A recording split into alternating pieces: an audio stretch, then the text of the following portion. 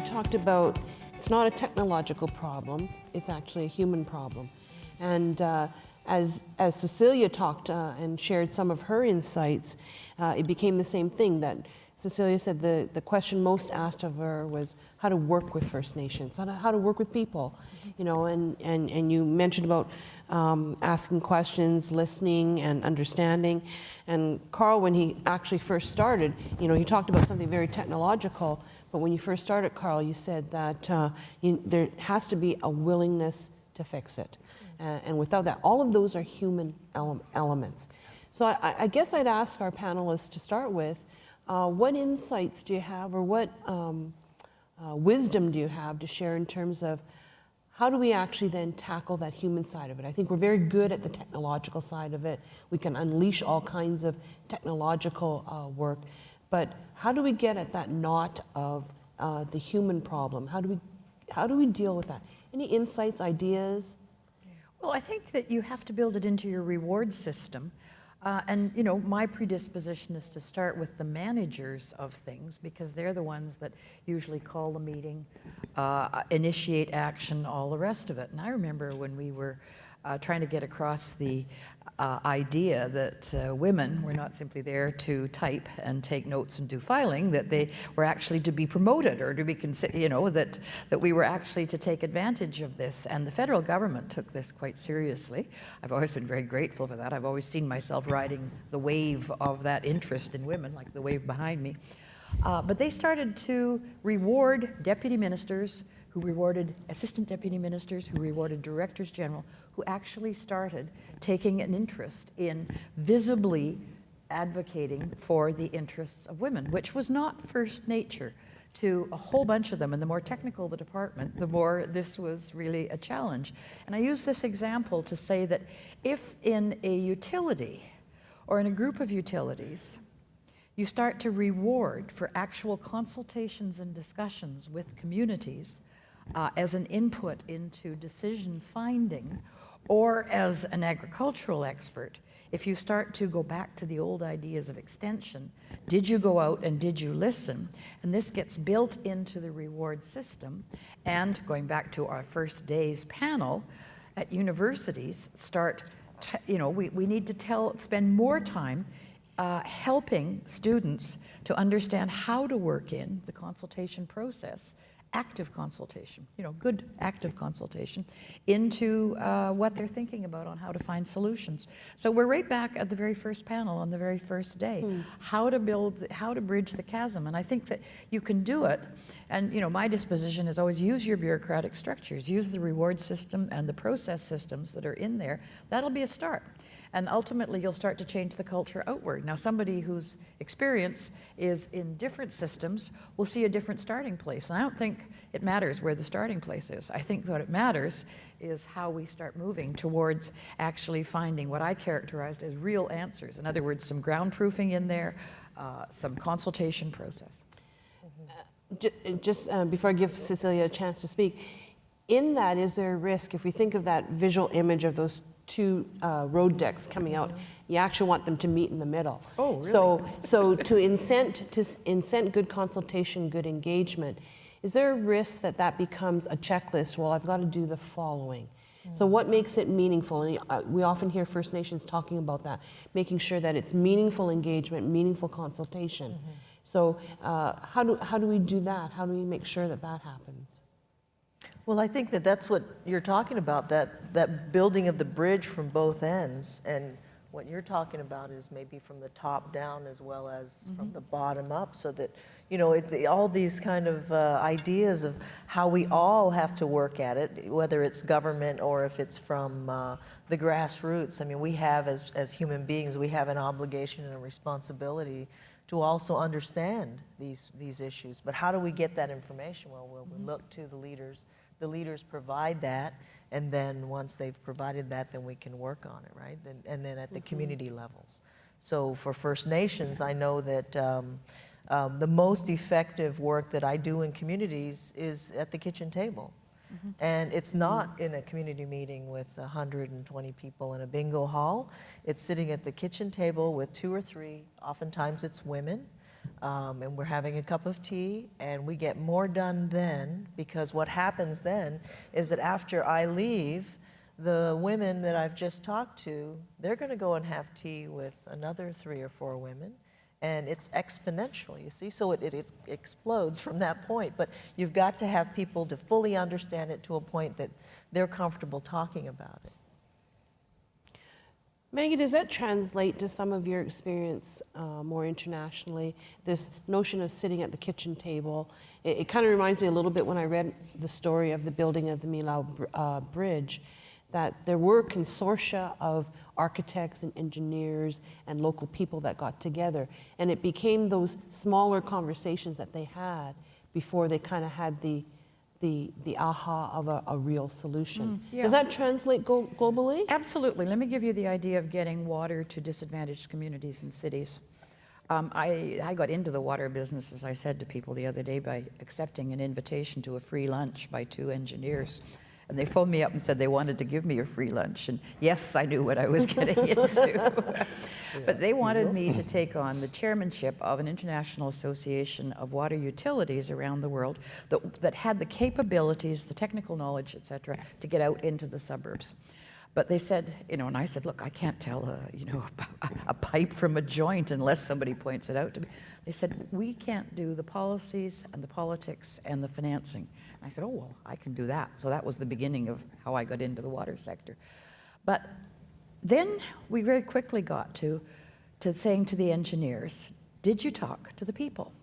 Well, they literally couldn't. At that point. Now, this is 20 years ago, but they literally had strictures against it because they were not supposed to be informed by what their clients were saying. They were supposed to be informed by the rules, the standards, the modus operandi that was set out by the departments at that time.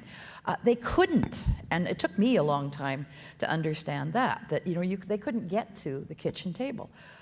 So therefore, they could never go and say to people, what would you like to do at the end of the pipe? The pipe ends too far from your part of the neighborhood. What would you like to do at the end of the pipe? What could we do that would be helpful? Because the urban myth was that someday, when there's enough money, the pipe will be extended, and it'll be extended under the rules, the standards, the regulations. So you can't go and talk about the alternatives because they don't exist, because they're not ideal. Now, Suez Environment, big French company.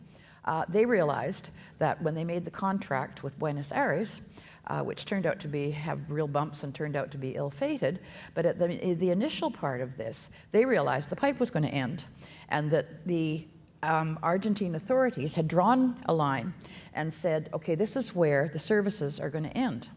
So Suez, great, big, huge French company, went out and talked to the people beyond where the pipe was going to go. And they said, look, this is the way the contract is. We're sorry, it's just the way it is. But what we want to do is talk to you about what the possibilities are for the end of pipe.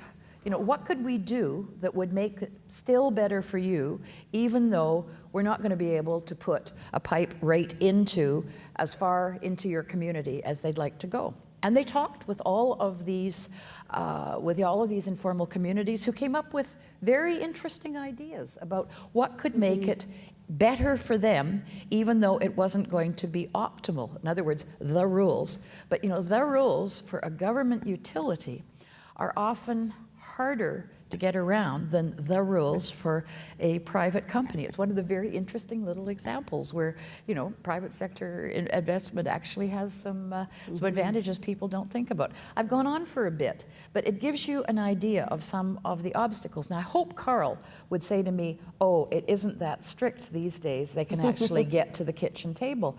But I was quite amazed by how stringent the government utility rules were about even discussing the actual design of systems, and particularly the beyond the pipe part of where the piping ended.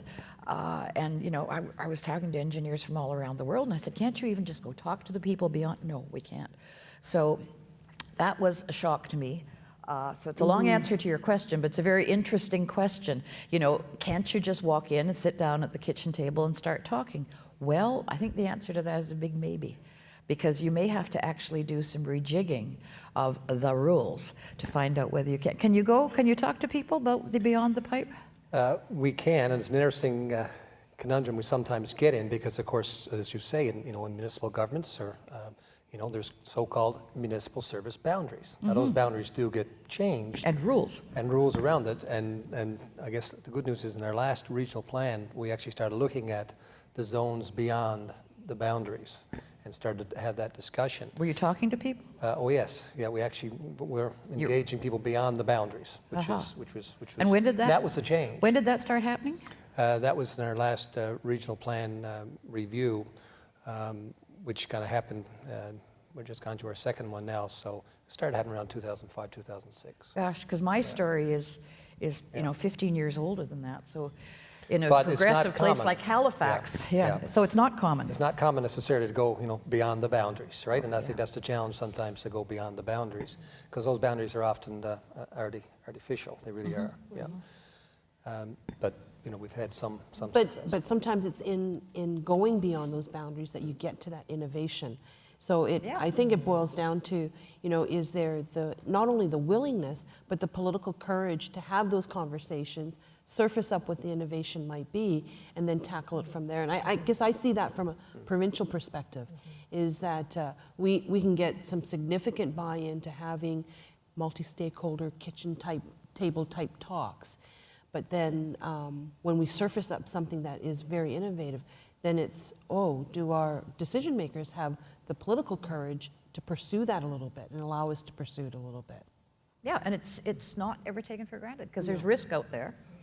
But when you're talking about irrigators, for example, the irrigators are going to know more than the bureaucrats about possible technological advancement and how to do water sharing in an innovative and informal way. You know this from Southern Alberta. Yeah. They'll come up with systems that you don't even know about. Oh, for sure. And it has to start with the people on the ground that are actually using it. The change in India has to start by actually talking to that farmer, which nobody from the government has probably ever done, because he's not worthy of talking about. He's standing in a field of water, for heaven's sakes.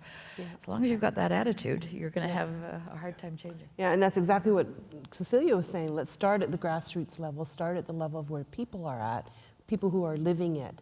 And I often hear people say, don't forget the wisdom of the front line, the people on the ground. Yeah. And municipalities are part of that front line on the ground. Yeah. But start in both places. Yeah, I mean, you often have to ask the question to people, well, what's in it for you? What's in it? And they ask the question, well, what's in it for me? And I think you have to address that very directly. And I guess I want to touch on aspects of performance incentive, because I think a lot of times that is what it takes. I mean, what I talked earlier, you saw a lot of technological change, but there's also the human element of change management that goes with that. They have to go together.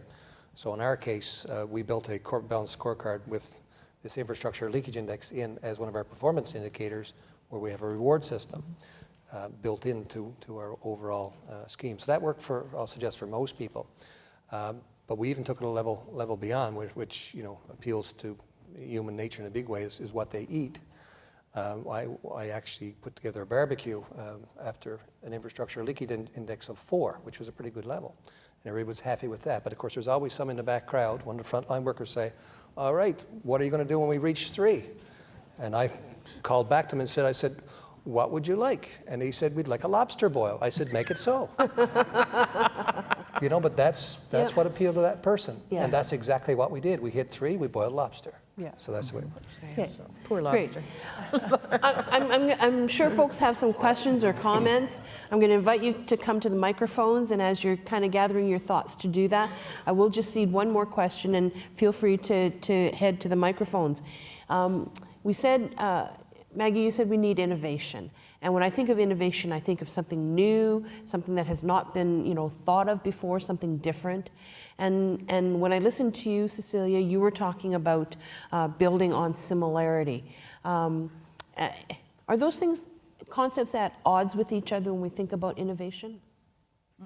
No? No? No, I mean, the big dam in Sri Lanka, huge dam, and Canadian engineers were doing this, and they were, I really like engineers. They go and find solutions to problems. And so they did all the surveying, the measuring, the GPSing, and all the rest of it to find the optimal place to build this bridge. And so they started digging, and guess what they found? The foundations of of a very old bridge about 1,400 years ago when nobody had GPSs or measures and all the rest of it. So, listening to the wisdom. The 20th century was all about throwing that stuff out and getting better in silos. So we've got that to unlearn. We were not going to look at traditional medicine. We were not going to look at Chinese medicine. We were not going to look at things that had been characterized almost as voodoo in colonial times. And now we're scratching around to find out where are the medicinal herbs, where might that bridge have been, where might that dam have been, because yes, we need the new knowledge, but gosh, there's nothing wrong with starting where we at once were and then and asking about it. I think the poor First Nations people are consulted to death, and what they're saying is these aren't effective consultations, and what we've got to do is put a little more work into figuring out how do you make it effective consultations, because that involves both sides understanding the modus operandi of the other side, and that's the bridge that I think really has to be built there, and that's not easy. So. And that's where you have to start with asking the First Nations. Yeah. How do you want to be consulted? What does meaningful mean to you? And it's not the same answer coming from everyone. No, you got 340 communities, Yeah. Great. Questions from the 600. audience or comments, folks? There's Pete. There's Pete. Kick it off. Carl, I was intrigued by some of the stuff you've done, but there's always different interests pushing the opposite way. And the obvious thing that struck me when you were talking about reducing your pressures was the concerns of the firefighters and that kind of stuff, who are always pushing us to keep the pressures up and push the other way. How did you deal with those kind of things? It was a technical solution. Basically, in the event of a fire, should that demand come on, the way our system is set up, we have a twin feed in those chambers. We've got a domestic feed, and we've also got a big fire line with a detector check, which if it senses low pressures, will open up. So if the pressure does drop to a certain level, that big line kicks in and the water flows. So there's a workaround, a technical solution. Are you going to increase metering? Heck, we're already 100% metered, so I'm not sure where we're going to go. Are your houses all metered? Or Yes, we are. So you've got pressure. We are fully metered. You can get an instant feedback on pressure, and well, we'll certainly hear, but it was interesting to give you some, aspects of feedback. I mean, when we're doing some of our research, that's always a question, how low can you go, and there's certain limits we will always place in ourselves. But we did get a call from one of the workers that worked at one of the military bases and got up, God bless him, real early in the morning, and took a shower at 4 o'clock in the morning and then went to work early. He phoned us up one day and said, I noticed the pressure's dropped a little bit. So we told him exactly what we were doing. He said, well, that's pretty neat, but if there's something you can do that to make it a little bit better, I'd be appreciative of it. So that was interesting. There's your customer giving you direct feedback, so you know where that sweet point is that you need to adjust. I think that's great. That's good. Can't get the soap off. Yes, we've got another question. Yes, also for Carl, as someone who taught fluid mechanics for years, I absolutely loved your presentation, but I wanted to go in a different direction. Halifax Water has a wonderful reputation of doing so many things so well, and I know that you're very much at the heart of that. But without being modest, I would like you, in the tiny bit of time that we have left, to tell me what are the characteristics of Halifax Water that has allowed you to do so well in terms of identifying issues that need to be addressed, putting action to them, and finding the resources and the support to get there. You've done such a good job. What has made it work so well in Halifax? And don't be modest. Okay, well, gosh. If I feel him getting modest, I'll kick him. She'll smack me. She'll smack me. Keep me humble in the fields of our Lord is always good as well. I always say things start with governance. Governance helps us in a big way. And the other thing I think is our mission is clear. So I guess to speak to governance first, we are a body corporate utility. We're owned by the municipality, but we operate at arm's length. And I think as a result of that, we're able to think long-term. We're able to make those tough decisions about those long-term assets that we have. And you have to appreciate, for those who are in the water and wastewater business, we have assets that we put in the ground that can last 75 to 100 years. That's long-term thinking. So we better put the right size in when we do. So often, just as I've heard today, we had to go beyond the boundaries because, we're looking at, we always like to oversize one size up, we always say. If you think 16 inches the transmission main is going to work, go one size up, and make it work. So that's been our advantage. The piece that also fits in with our governance is we're regulated by the Nova Scotia Utility and Review Board. So just like the power company or the gas company, we're regulated in terms of our business operations, and that also helps us. And the key thing where that helps us, and again it ties into long-term thinking, is one of the principles of the Public Utilities Act in Nova Scotia is a principle around intergenerational equity.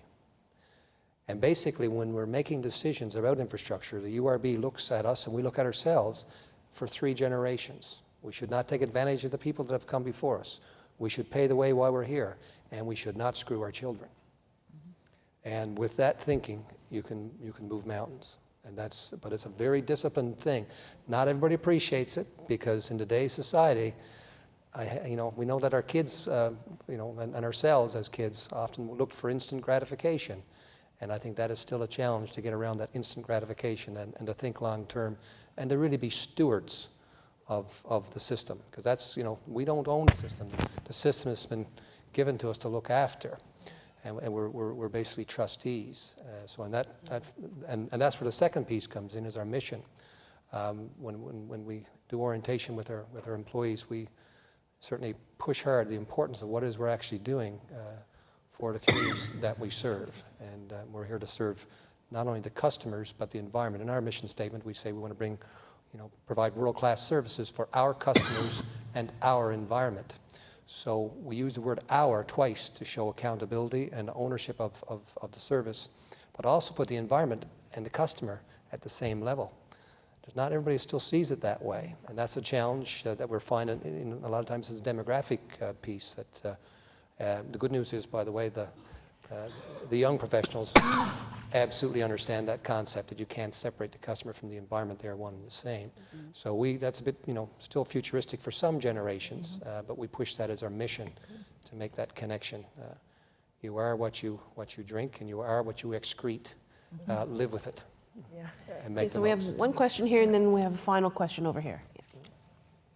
So, Carl, you were talking about performance-based measures and maybe the use of indicators, and there seems to be a real need for better knowledge integration across all 3 of the discussions, and I think that's a theme that's certainly come out in the resource and agricultural sessions in the afternoons.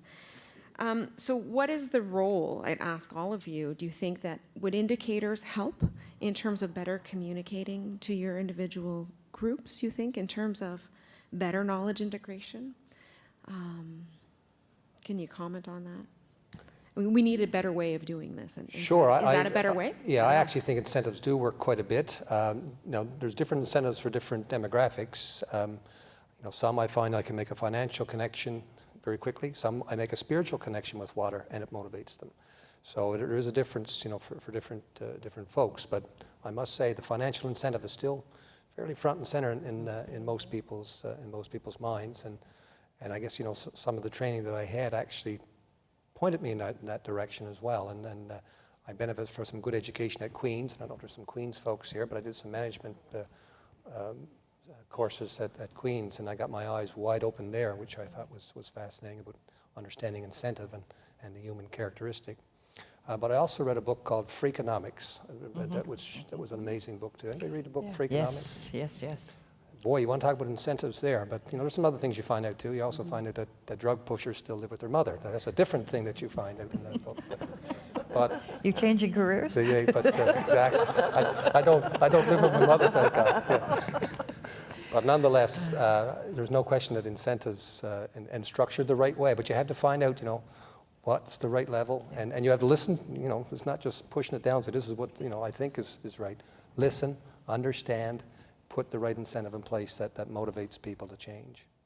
Indicators are key.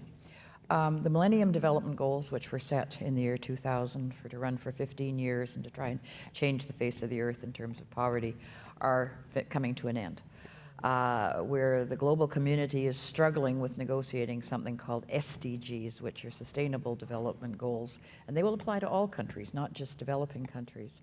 And for each one of the goals, whether it's in housing, whether it's in health, whether it's in education, or whether it's in water, there are teams of global groups that have been working out the indicators.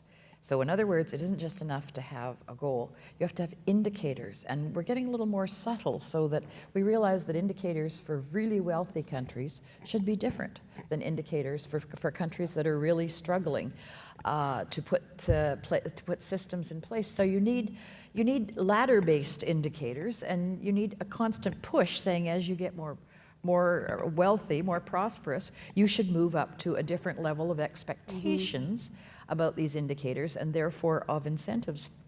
But the neat thing about the indicators is that they're being put together by groups. We overused the word multi-sectoral the first day, but they're being put together by groups of non-governmental organizations, of municipalities, of government people, of public health people, of education people. And so they include things like how consultation takes place. They don't ever say, have you consulted? You know, it's much finer than that because people have really sat down and talked about, okay, we're talking about this, you know, like we're talking about leakage or unaccounted for water, as I called it until this morning. But, you know, we're talking about this, so it isn't just general consultations. Who do you want to consult with if you really want constant checks on your what am I supposed to call it? Your indicators? Your leakage. Your leakage index, Yeah. Infrastructure leakage index. What is it that, you know, that if you're consulting on this, who would you be consulting? What would you be asking them? So you don't just say consultation in the community. You say consultation with so-and-so on exactly this part to find out whether there are any infrastructural leakages. That's that right word? Infrastructure leakage index. Another I liked acronym. unaccounted for. Unaccounted for water. ILI, another ILI, acronym. okay. ILI. Yeah. Okay, Cecilia, last word. We're going to have to cut it off. My apologies to this. Sorry, we're answering too long. Okay, I just want to, as I'm listening to Carl talk and I hear him talk about the 3 generations, I want to talk about the 7 generations that First Nations talk about, and also putting environment at the same level as human beings, right? And that's another First Nations, but it's not First Nations, it's a human concept, right? We have to understand, and we do, that we are the same, we are part of the environment, we are one with the environment. And so it's beautiful to hear you talk about that. And that's where, again, I see similarities. And there are so many more similarities than there are differences. And those are the things that I think allow all human beings to work together at that level as a human being. And that's wonderful for a final word. Please join me in thanking our panelists this morning.